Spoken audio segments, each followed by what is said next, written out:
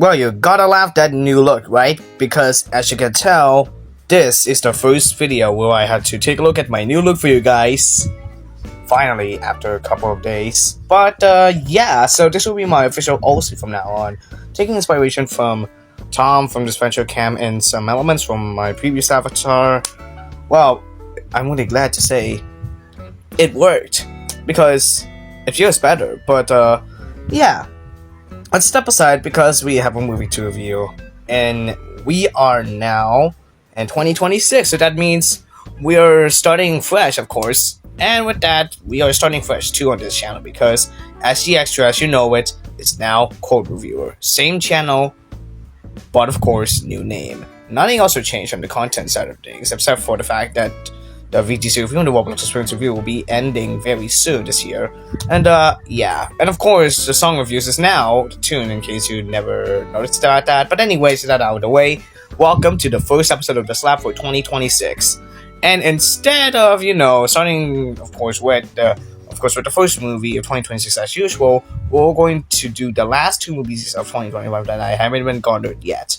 And I already mentioned it in my, a couple of, I think one video from, I think that is the top 10 movies of this year. I don't know, I cannot remember, but from what I can tell, the only two movies that I haven't been garnered attention from 2025 and I have to review, of course, this month, or the fourth SpongeBob installment, of course, the SpongeBob movie Search for SquarePants, and the other is Anaconda, which it was a reboot of an older movie that this one stars Jack Black and Paul Rudd for some reason. But I highly doubt that this film will do basically well and the masses by the critics and something like that. But yeah, so I know this is going to be a little while since I am new into this development because this is going to be interesting. And yes, I am recording this right now because I had to leave for tomorrow, some family arrangement. But with that out of the way, let's get this first episode of The Slap for 2026 started because let's go that deep, of course.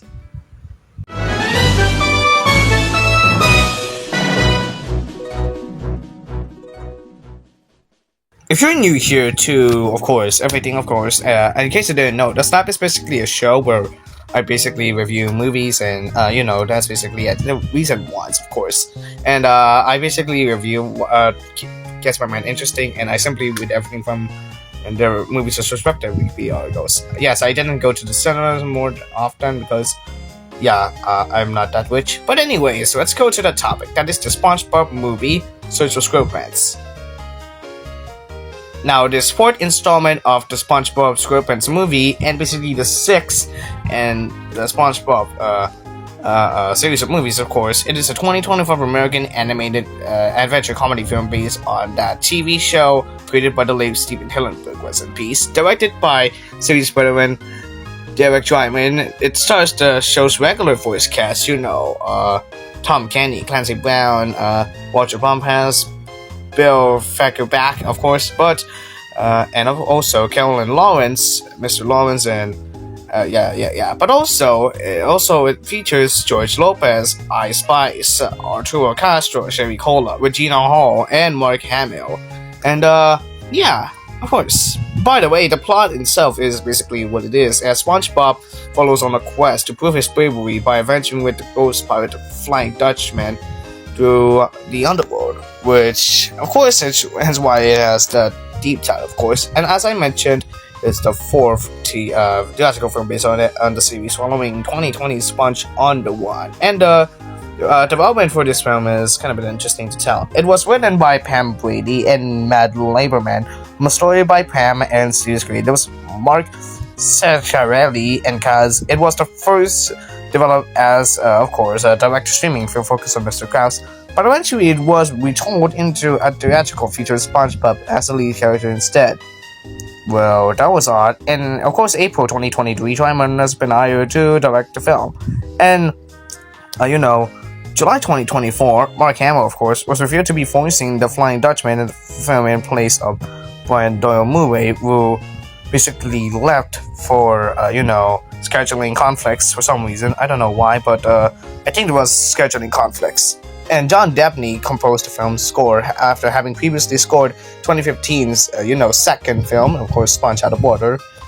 So, yeah. And Social SquarePants premiered at the AFI Film Festival on October 26, 2025, before holding a premiere in New York City on December 17th, also from 2025, and was theatrically released by Paramount Pictures 2 days later in the US on December 19th. Now, at least this film has received mostly positive reviews from critics, which is great, despite the fact that it is the fourth film. And of course, the two SpongeBob spin-off films didn't do well because, of course, they're on Netflix and they have, negative to decent to, I think, positive review or something like that. But of course, it has received positive from critics, which did great. But of course, it has grossed $64 million worldwide, which of course is equal to that $64 million budget. But can it break even? We'll see. But anyways, the production, of course, has been developed, of course. Now, you maybe know about this film having a direct-to-streaming film coinciding with the character-focused Netflix films. With after that development, they decided to rework that. So, yeah. And after this development, of course, it's been in development since February 2022. And yeah, that's a lot. But of course, as you can tell, a lot of things. But the animation, of course, is interesting to tell because VFX is the main animation provider for the film, with which this was alright, which is basically an more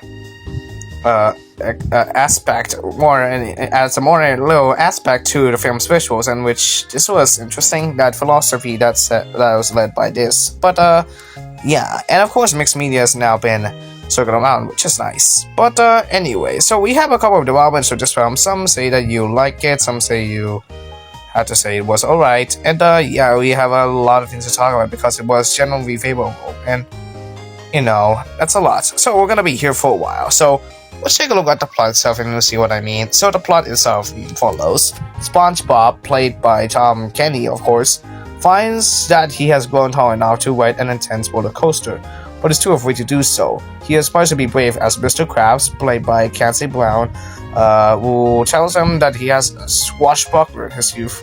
That was something. And upon discovering Mr. Krabs' secret basement containing his pirate relics, he unintentionally summons the Flying Dutchman, which is the character Mark Hamill plays, and Doyle Murray was supposed to be, but I think due to scheduling conflicts, he just left. So, whatever. But back to the film, the Flying Dutchman, a ghost pirate, who was cursed to eternally roam the underworld until he can swap places with an innocent soul. And deeming SpongeBob the soul, he needs to return to mortality. He invites him and his best friend Patrick Star, played by Bill Bach, into his crew and promised to have SpongeBob become a swashbuckler. Mr. Krabs, regretting having told SpongeBob that he's not brave, follows suit with Squidward Tentacles, which is played by Roger Bumpass, and Gary the Snail, also by Tom Kenny, to rescue the duo. Now, the Dutchman informs SpongeBob that he must complete a series of dangerous trials and blow the Dutchman's horn in order to become a swashbuckler. SpongeBob overcomes the challenges with ease by doing what he believes Mr. Krabs would do. The Dutchman grows annoyed by Patrick's childish distractions and convinces a reluctant SpongeBob to abandon him. But when Mr. Krabs catches up with SpongeBob, the Dutchman forces him to admit that he was not a swashbuckler, but rather a friar who enjoyed blowing bubbles, for which he was humiliated.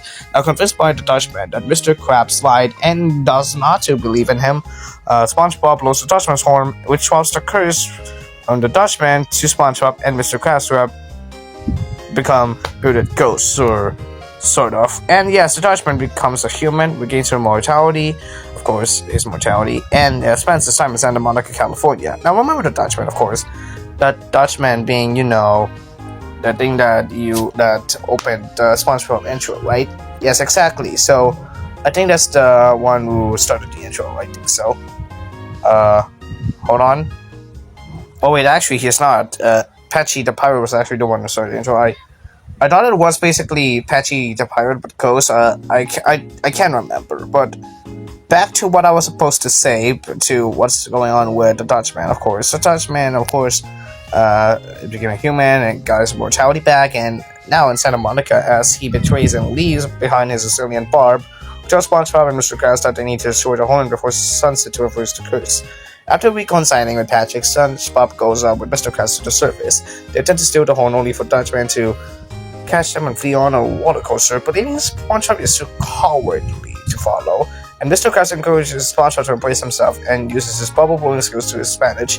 SpongeBob gains the courage to climb the ascending roller coaster vehicle and trap the horn within a bubble, which he pops to drop the horn to the ground and destroy it. The cruise is reversed. The Dutchman, of course, is demoted to kitchen duty for his actions, while Barb takes his place as captain. Mr. Krabs celebrates SpongeBob for his bravery before they realize that there's Squidward behind the underworld. That was unexpected. But anyways, as I had to say, the film is interesting. We're gonna explain a lot. So, yeah. And, no breaks for now. I have to work on the whatever this thing is, promotion thing. But let's go to the overall thoughts of this film. So, of course, as you can tell, basically SpongeBob Fair. Of course, the plot itself is interesting. Now, yes, of course, having a little development with the Flying Dutchman as having a little weird way to SpongeBob to roam around and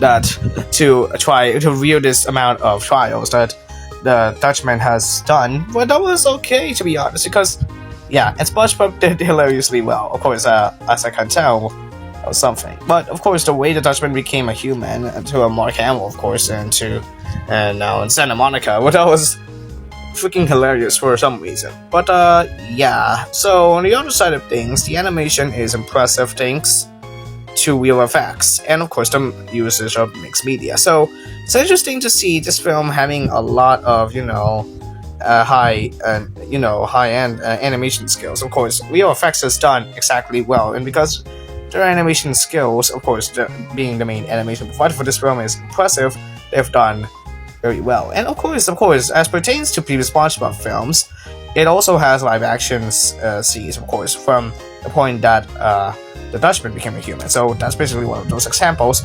And yeah, a lot say that this has been much better than expected. But the voice cast is okay. The original show's voice cast are in a couple of others, and it seemed to have Regina Hall, Mark Hamill, and George Lopez coming around. But oh, by the way, yes, George Lopez plays Jakey Fridge-Lips, a fish executive at Paramount.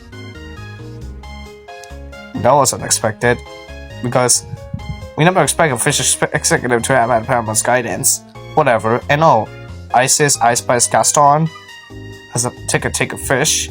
If anybody wanted to tell that this was a bad casting idea by some people, for me it was alright. Whatever. Yeah. And also, of course, also the song, her song, of course, one of the songs. I think the song, hold on, Big Guy, in which that original song for the film, which wasn't even included in the film soundtrack, well, that did alright, but a little weird though, because, yeah, for some reason, Ice Spice being in this film is really odd. But you know what, of course, the animation style is impressive, the plot is okay, but, yeah, and the voice cast is alright, just your regular SpongeBob cast and everything else, but without Brian Doyle Murray, who took a leave of absence for other important things, but whatever. And of course the overseas impressive thanks to John Deppney. But yeah, so of course the film is impressive though, nothing else mattered, but still it was decent to have a film that I had to say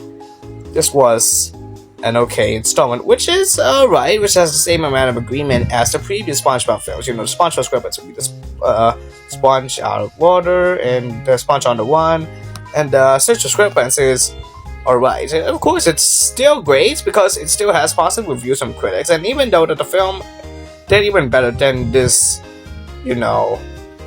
very odd Netflix films, but but both of those films have mixed reviews. Sandy, of course, being mixed, and Plankton being positively good. Well, that makes it a better film, or for the 2020s alongside Sponge on the One, but at least there's something. So the film itself is okay, but still I really like it. So Search for SquarePants, plot, characters, everything else, and the animation style is good. Nothing else have been cited aside from Ice Spice being casted, and but whatever. So I guess this is an A- film, but this will not be counted in my top 10 movies or 80 of my honorable mentions, because that film is beyond, of course, those top 10 and honorable mentions, unfortunately. But don't worry, of course, this film is still good, but I have to say that this is beyond honorable mentions. So, you know what? I just give it a little shout out for the amazing animation that it watched.